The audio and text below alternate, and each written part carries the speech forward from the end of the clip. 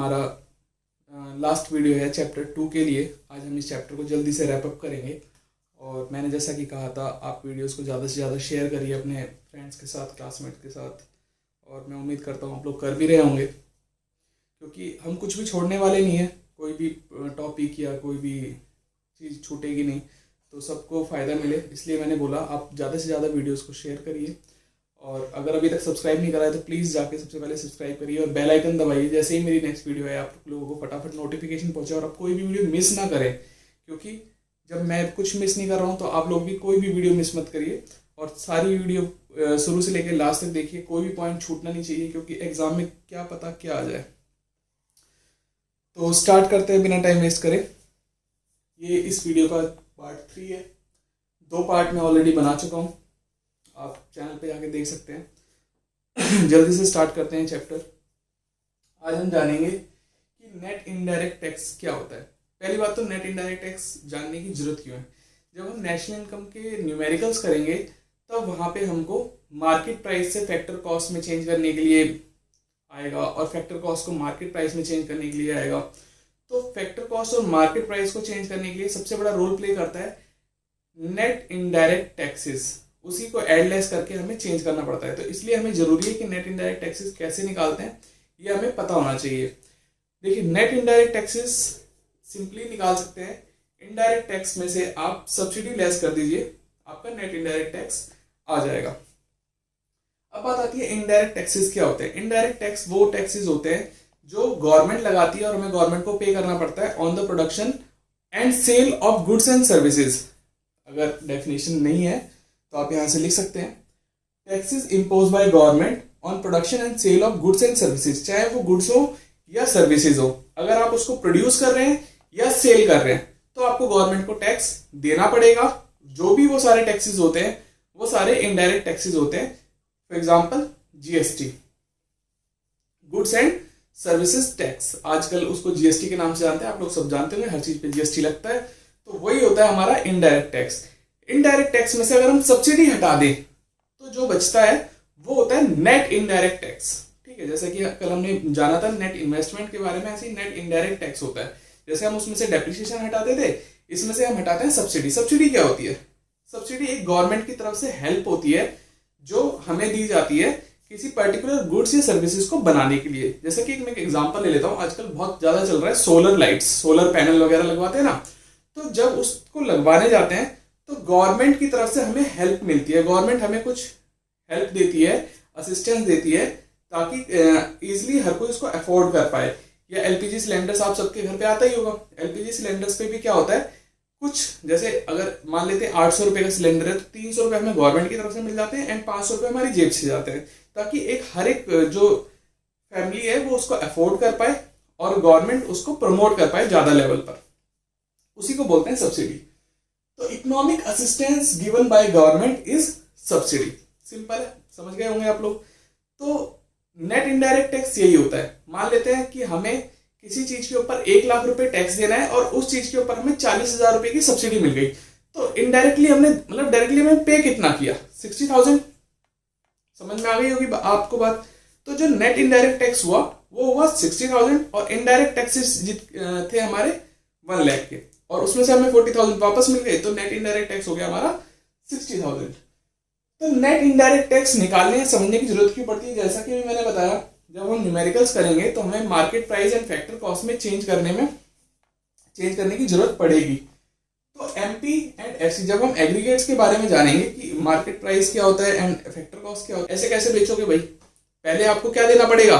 Tax. जैसे कि मैंने अभी बताया कि नेट इनडायरेक्ट या इनडायरेक्ट टैक्सेस क्या होते हैं, जब भी हम कुछ प्रोड्यूस करेंगे या सेल करेंगे गवर्नमेंट को हमें टैक्स देना पड़ता है।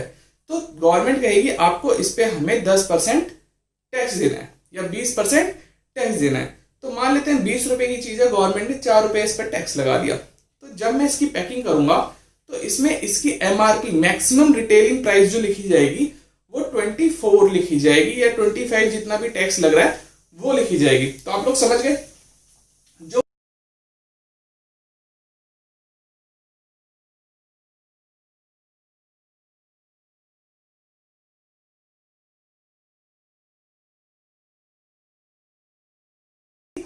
फोर इसमें हमने करा क्या, ये 4 रुपए टैक्सेस को प्लस किया है। वही चीज मैंने यहाँ लिखा है कि जब हम फैक्टर कॉस्ट में नेट इनडायरेक्ट टैक्सेस प्लस करते हैं तो हमारे पास क्या निकल कर आती है, मार्केट प्राइस। मार्केट प्राइस या एमआरपी ही उसका एक दूसरा नाम है। तो ऑब्वियसली बात है, आप लोगों को समझ में आ गया होगा कि मार्केट प्राइस अगर हमें बनाना है फैक्टर कॉस्ट से तो क्या करना पड़ेगा, नेट इनडायरेक्ट टैक्स प्लस करना पड़ेगा। और अगर हमें फैक्टर कॉस्ट बनाना है मार्केट प्राइस से तो क्या करना पड़ेगा, वही नेट इनडायरेक्ट टैक्स हमको माइनस करना पड़ेगा। क्लियर, सिंपल मैथ का रूल है भाई। अगर हमें यहां से फैक्टर कॉस्ट निकालना है मार्केट प्राइस से तो प्लस नेट इनडायरेक्ट टैक्स इधर आता है तो माइनस नेट इनडायरेक्ट टैक्स हो जाएगा। तो एनआईटी हम लेस कर देंगे तो हमें क्या मिल जाएगा, फैक्टर कॉस्ट। अब बात आती है net factor income from abroad क्या होता है। देखिए एनएफआईई का मतलब होता है net factor income from abroad. देखिए एनएफआईई जानने की जरूरत क्यों है, जब भी हम नेशनल इनकम फाइंड करेंगे, डोमेस्टिक इनकम फाइंड करेंगे तो उसके एग्रीगेट्स होते हैं। उस एग्रीगेट्स में हमें नेशनल से डोमेस्टिक बनाने में भी कभी जरूरत पड़ जाती है और डोमेस्टिक से नेशनल बनाने में भी जरूरत पड़ती है। तो इन दोनों को चेंज करने के लिए हमें पता होना चाहिए कि net factor income from abroad क्या है। डोमेस्टिक इनकम जैसे कि हमने चैप्टर स्टार्ट किया था तो मैंने बताया था जो मैप के अंदर मतलब बाउंड्री के अंदर जो हमारी इकोनॉमी की बाउंड्री के अंदर की जो इनकम है वो डोमेस्टिक इनकम है और बाहर की इनकम को जोड़ देते हैं तो वो नेशनल इनकम बन जाता है। तो जो बाहर की इनकम की बात हुई थी ना वही होती है net factor income from abroad, net income जो बाहर से हमें मिली है। तो भाई ऐसा नहीं होता कि हमें सिर्फ बाहर से इनकम मिलती है, हम बाहर इनकम करवाते भी हैं। तो उन दोनों का जो डिफरेंस होता है ना वही होता है net factor income from abroad. तो ये बात तो क्लियर हो गई होगी कि जो इनकम अर्न करी गई है बाहर से माइनस इनकम जो हमने कराई है abroad, factor income earn to abroad, जो बाहर इनकम गई है, इन दोनों का ही डिफरेंस जो होता है वो क्या होता है, net factor income from abroad. तो ऐसा हो सकता है कि जो हमने इनकम बाहर करवाई है टू अब्रॉड है वो ज्यादा हुई हो और हमने इनकम अर्न कम करी हो, तो चांसेस होते हैं कि वो नेगेटिव में भी आ जाएगा। तो वो कोई मैटर नहीं करता पॉजिटिव है या नेगेटिव है। अगर हमसे पूछा जाए कि भैया नेशनल इनकम कैसे निकलेगा डोमेस्टिक इनकम से, तो सीधा सीधा बता देना कि डोमेस्टिक से अगर नेशनल जाना है तो net factor income from abroad plus कर लेंगे और वापस से डोमेस्टिक पे आना है तो माइनस कर लेंगे। ये चीजें पॉइंट्स में एकदम बिल्कुल अच्छे से बना के इसको लर्न कर लेना कि इससे कैसे चेंज किया जाता है। तो यही काम आने वाला है न्यूमेरिकल्स में। अब बात आती है कि जो net factor income from abroad है, जैसा कि मैंने बताया जरूरी नहीं है कि हमेशा पॉजिटिव है, नेगेटिव भी आ सकता है। अगर हमने इनकम बाहर ज्यादा करवा दी तो नेगेटिव भी आ सकता है, अगर हमारी इनकम ज्यादा हुई है तो पॉजिटिव रहेगा, जीरो भी हो सकता है।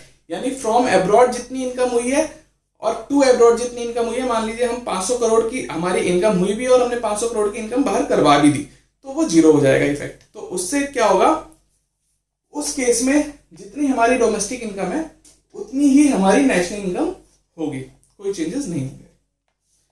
तो आई होप ये चीज आप क्लियर हो गई होंगी।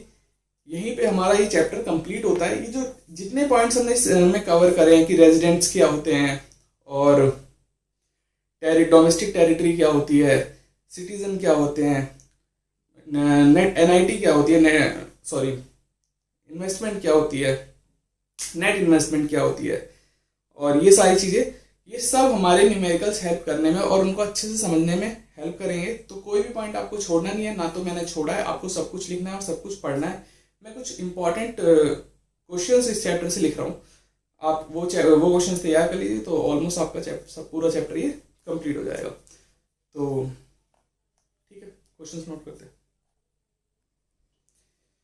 यस, तो ये कुछ क्वेश्चंस हैं इन तीनों वीडियोस के जो टॉपिक्स हमने कवर किया है। बेसिकली जो चैप्टर 2 हमने कवर किया है उससे जो मेन क्वेश्चंस निकल के आते हैं, सिर्फ ये 3 क्वेश्चंस हैं, तो डिस्कस कर लेते हैं जल्दी से। पहला क्वेश्चन है फाइनल गुड्स और इंटरमीडिएट गुड्स के बीच में क्या डिफरेंस होता है। ये आपको मिल जाएगा, मैंने बोर्ड पे बिल्कुल अच्छे से समझा दिया है, आप वहाँ से इसका आंसर लिख सकते हैं। इसी में इसका बी पार्ट है consumption goods and capital goods के बीच में क्या डिफरेंस होता है। तो ये कार वाला एग्जाम्पल लेके मैंने आपको अच्छे से समझाया था, ये भी आपको एज इट इज़ मेरी वीडियो में ही मिल जाएगा। आप सेकंड पार्ट की वीडियो में होगा, आप चेक कर लेना, आपको मिल जाएगा। Second question, machine purchase is always a capital good, do you agree? आप मुझे कमेंट करके बताओ। ये मैंने बिल्कुल इसके ऊपर बिल्कुल 2-3 मिनट बोला था कि सेम गुड कैपिटल गुड भी हो सकता है, कंज्यूमर गुड भी हो सकता है। कैसे, उसी का आंसर आप लोगों को देना है। And last question is factor income and transfer income में क्या डिफरेंस होता है, ये भी मैंने करवाया हुआ है। तो ये 3 क्वेश्चन अच्छे से तैयार कर लो, यही इंपॉर्टेंट है इस चैप्टर से। और तीनों वीडियोस छोटी छोटी, मेरे ख्याल से 10-12 मिनट की वीडियोस हैं, आप देख लो, चैप्टर 2 पूरा हो जाएगा। ठीक है, तो आप वेट करिए मेरी नेक्स्ट वीडियो का, जल्दी ही आएगी चैप्टर 3 के ऊपर। तो सब्सक्राइब नहीं करा है तो प्लीज़ सब्सक्राइब कर लीजिए, बेल आइकन दबा दीजिए। अगर वीडियो अच्छी लगी है तो लाइक करिए, अपने दोस्तों के साथ शेयर करिए, कम से कम 3-4 लोगों के साथ तो शेयर करिए। थैंक यू, मिलते हैं नेक्स्ट वीडियो में।